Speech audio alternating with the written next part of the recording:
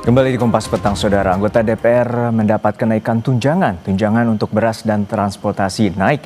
Mereka juga mendapatkan tunjangan rumah dinas. Total anggota Dewan bisa membawa pulang 70 juta rupiah per bulan. Publik ramai membicarakan naiknya tunjangan anggota DPR RI. Wakil Ketua DPR RI menegaskan gaji pokok anggota Dewan periode 2024-2029 tidak naik, sekitar 7 juta rupiah. Yang naik adalah komponen tunjangan seperti beras hingga transportasi.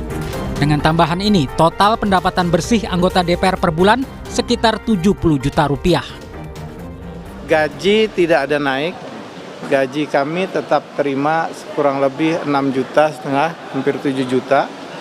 Tunjangan beras kami cuma dapat 12 juta. Dan ada kenaikan sedikit dari 10 kalau tidak salah. Tunjangan lain juga ada kenaikan sedikit-sedikit. Bensin itu sekitar 7 juta yang tadinya kemarin sekitar 4 juta 5 juta sebulan, walaupun mobilitas daripada kawan-kawan Dewan lebih dari itu setiap bulannya. Jadi kalau dulu gaji kawan-kawan itu terima total bersihnya sekitar 58, mungkin dengan kenaikan gaji tidak naik ya, saya tegas sekali, gaji tidak, dengan kenaikan tunjangan makan disesuaikan dengan indeks saat ini, mungkin terima hampir 69, hampir 70-an. Jadi yang naik cuman tunjangan itu saja yang saya sampaikan tadi, tunjangan beras, karena kita tahu beras telur juga naik, mungkin Menteri Keuangan juga kasihan dengan kawan-kawan DPR. Sejumlah tunjangan anggota Dewan yang naik, yakni tunjangan beras dari yang semula 10 juta rupiah menjadi 12 juta rupiah per bulan. Lalu ada pula kenaikan tunjangan BBM dari yang semula 4 hingga 5 juta rupiah per bulan menjadi 7 juta rupiah per bulan. Berdasarkan surat edaran Sekretariat Jenderal DPR tahun 2010, anggota DPR juga sebelumnya sudah mendapatkan sejumlah tunjangan di luar gaji pokok. Antara lain tunjangan rumah sebesar 50 juta rupiah per bulan, tunjangan suami atau istri sebesar 420 ribu rupiah per bulan, lalu tunjangan anak sebesar 168 ribu rupiah per bulan. Selain itu, ada pula tunjangan jabatan sebesar 9,7 juta rupiah per bulan, lalu tunjangan komunikasi sebesar 15 juta 554 ribu rupiah per bulan, dan tunjangan kehormatan sebesar 5 juta 580 ribu rupiah per bulan. Yang juga jadi perhatian publik adalah uang tunjangan rumah dinas sebesar 50 juta rupiah. Anggota DPR sekarang tidak lagi mendapatkan fasilitas rumah dinas seperti periode sebelumnya. Namun sebagai gantinya mereka mendapat tunjangan rumah jabatan anggota.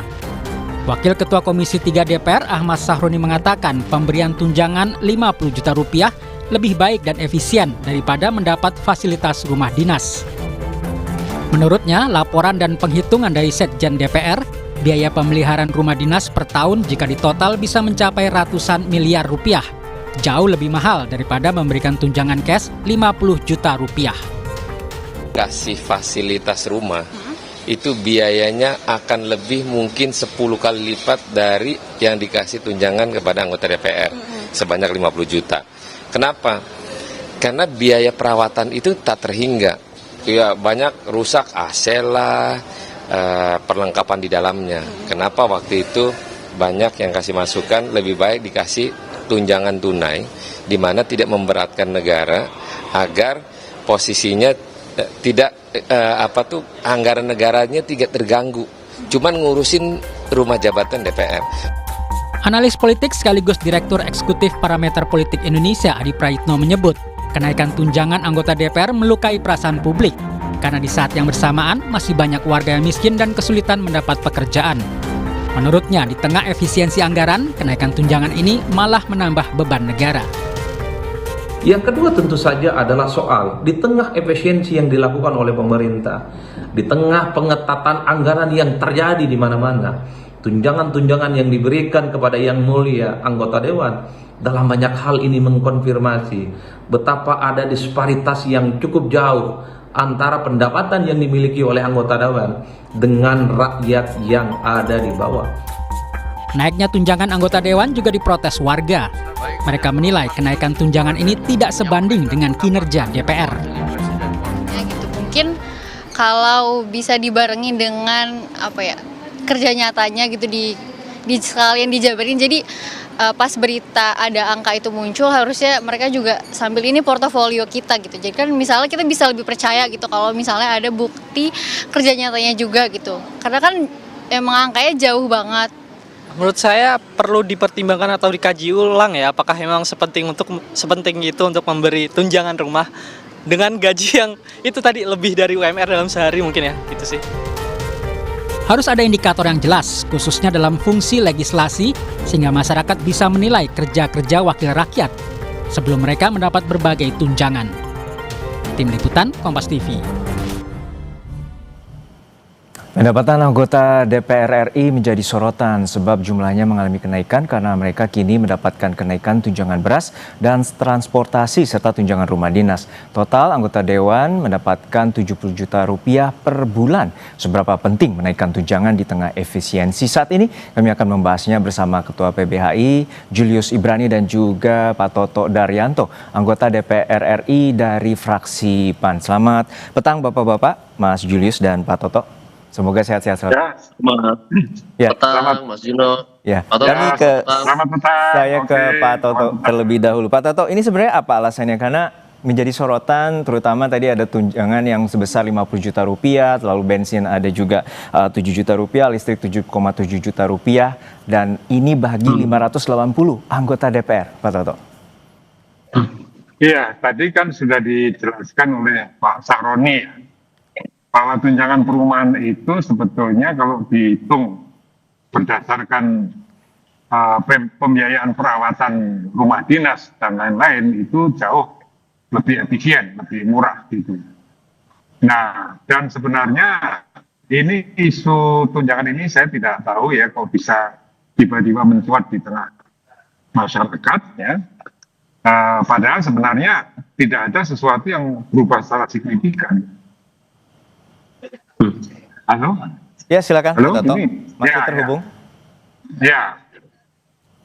Jadi itu yang kami agak heran mengapa ini terjadi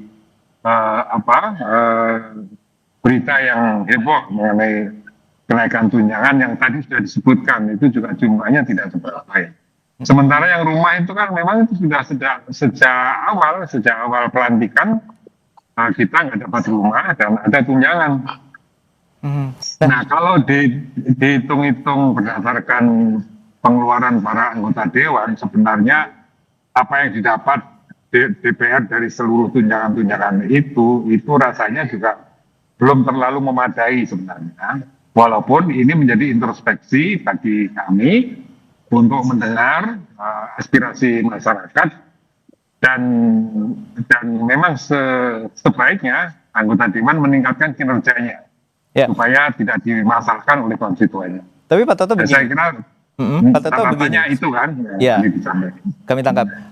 Pak Toto begini. Artinya ini lebih efisiensi dibandingkan harus mendapatkan maintenance perawatan terhadap rumah dinas yang diberikan kepada anggota DPR. Namun apakah sudah ada audit seberapa layak, tidak layaknya untuk rumah dinas bagi anggota DPR yang berada di Kalibata dan juga di pos pengumben Ulu Jami? Apakah sudah ada audit dan juga berdasarkan Pak Sekjen bahwa perawatan bagi satu rumah dinas itu sekitar 25 juta per tahun atau 2 juta per bulan?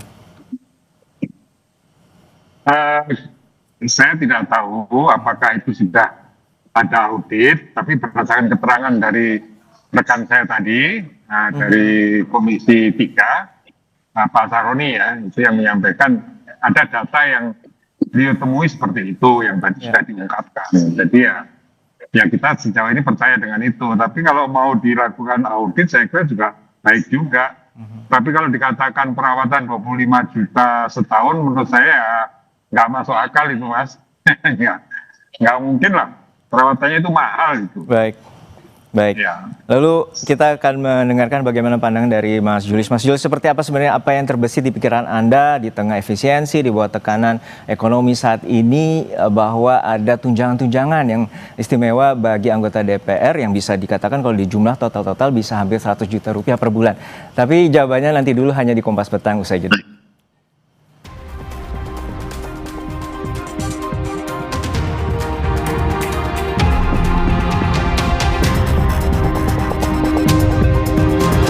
Kembali di Kompas Petang, kembali membahas terkait dengan tunjangan yang diterima oleh wakil rakyat, dan saat ini kami membahas dengan Pak Toto Sudaryanto dari anggota DPR fraksi PAN dan juga Mas Julius Ibrani, Ketua PBHI. Namun kami kembali ke Pak Toto. Pak Toto, sebenarnya tunjangan ini sudah diterima dan juga benarkah ada koreksi terkait dengan besaran tunjangan, terutama tunjangan beras?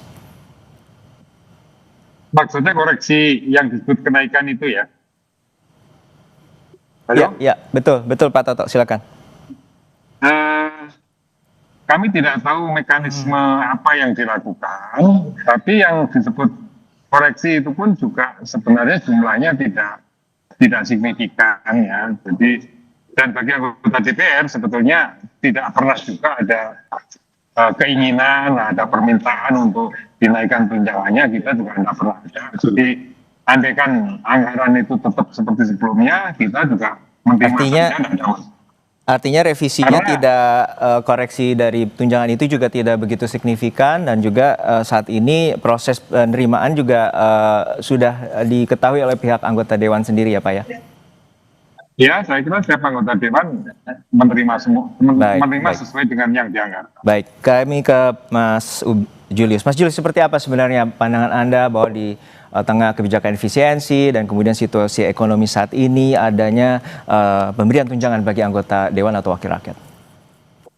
Yang pertama, kami lihat di sini ada satu kebijakan yang menentang realita dan juga program pembangunan dari negara, bukan hanya pemerintah gitu ya. Kita tahu bahwa Menteri Sri Mulyani sedang berjuang keras bagaimana mencatatkan gitu ya target penerimaan negara lewat pajak dan segala macamnya, di mana rakyatlah yang paling banyak dibebankan terhadap kenaikan pajak itu. Itu yang pertama. Yang kedua, dihadapkan juga pada posisi keuangan negara yang banyak dirampok lewat kasus-kasus dugaan korupsi hingga ratusan triliun dan segala macam yang ditangani oleh Kejaksaan Agung gitu. Nah, yang ketiga, situasi investasi, situasi ekonomi, situasi bisnis sampai ke level ekonomi real yang saat ini dalam kondisi terpuruk. Jadi saya pikir kalau ada kenaikan sedikit pun saja, Rp1 pun saja, sebetulnya bukan soal nilai, Mas Juno. Jadi soal Rp1 kenaikan saja itu sudah bertentangan dengan situasi dan kondisi saat ini. Nah, itu yang saya katakan tadi, itu tidak bijaksana dan tidak dapat dibenarkan. Jadi kalau dalam konteks keuangan negara kita sedang menghadapi penghematan, kita sedang menghadapi satu mekanisme efisiensi, maka seluruhnya harus kena gitu. Tetapi ketika kita ada satu DPR yang mengalami kenaikan meskipun dia tunjangan, itu menjadi pertanyaan besar. Itu yang pertama. Yang kedua adalah ini bukan soal sikap sensitivitas dan segala macam. Ini sangat kalkulatif dan ini sangat matematis gitu ya. Ketika uang negara minim lalu terjadi penambahan pengeluaran, pertanyaannya siapa yang menanggung? Di saat misalnya pejabat-pejabat negara itu kan gak ada yang menanggung pajak selain daripada transaksi-transaksi pembelian harian lewat mekanisme PPN 11%. Maka yang menanggung ini adalah rakyat, tentu akan rakyat. Maka di situ ada penambahan beban rakyat selama terjadi kenaikan gitu ya. Kalau tidak terjadi kenaikan, maka struggling perjuangan dengan kondisi sekarang saja itu sudah berat gitu. Lalu ditambah. Nah, ini yang saya katakan bahwa mau kinerja DPR seperti apapun, mau bagus mau buruk, mau kemudian produktif dalam hal legislasi atau tidak, mekanisme kenaikan ini tidak sesuai atau bertentangan dengan kondisi keuangan negara saat ini yang menghimpit rakyat lewat pajaknya. Nah, ini saya pikir para anggota DPR yang mulia, para wakil rakyat yang mulia ini harus bersikap tegas dan ini mekanisme yang selalu terjadi ketika selesai pemilihan umum legislatif. Oke. 2015 pernah terjadi. Oke, silakan dan langsung ditanggapi 2025 oleh terjadi juga. Pak Toto. Gitu. Pak Toto gimana bahwa ada terkait dengan besarnya juga angka tunjangan dan juga tidak berkait atau tidak sesuai dengan kebijakan efisiensi yang tengah berjalan saat ini? Ya tadi sudah dikatakan kan sebenarnya jumlah kenaikan itu tidak besar walaupun tadi dipersoalkan oleh Mas Julius seberapapun besarnya karena ada kenaikan itu dianggap mencederai lah dari program pembangunan atau membebani masyarakat kita ya. Ya jadi ya tentu sebagai anggota DPR kita selalu mendengar aspirasi dari masyarakat itu dan mudah-mudahan ini juga didengar oleh teman-teman para anggota Dewan yang bertugas dalam menyusun anggaran untuk DPR itu. Baik, terakhir untuk Jadi Mas Julius. Ya, baik Mas Julius, untuk terakhir bahwa saat ini sebenarnya apa mekanismenya terkait dengan koreksi atau merevisi atau membatalkan proses tunjangan ini, apakah mungkin? Sangat dimungkinkan, amat sangat dimungkinkan. Kesekjenan itu harus menunduk pada kebijakan keuangan negara di tangan Menteri Keuangan. Baik. Harus realistis pada situasi keuangan dan perpajakan saat ini dan kondisi keekonomian kita apakah mampu memenuhi itu semua. Jadi saya pikir wakil rakyat harus mewakili kondisi rakyat. Kita percaya penuh wakil rakyat akan mengikuti penderitaan rakyat yang saat ini dibebani oleh banyak pajak dan berusaha untuk survive dalam kondisi ekonomi yang begitu sulit. Gitu Mas Juno. Baik, terima kasih atas perspektifnya Mas Julius Ibrani, kita Ketua. paham ya. Baik. Jadi Mas, halo. Ya, silakan paham singkat saja Pak Toto, silakan. Ya, artinya kami semua paham dengan penjelasan Mas Julius tadi dan ya kita serahkan penuhnya kepada pimpinan untuk mengambil kebijakan. Baik, terima kasih. Atas semua masukan. Baik, terima kasih Pak Toto Daryanto telah bersama kami, anggota DPR dari fraksi PAN, dan juga Mas Julius Ibrani, Ketua PBHI, telah berbagi perspektif bersama kami di Kompas Petang.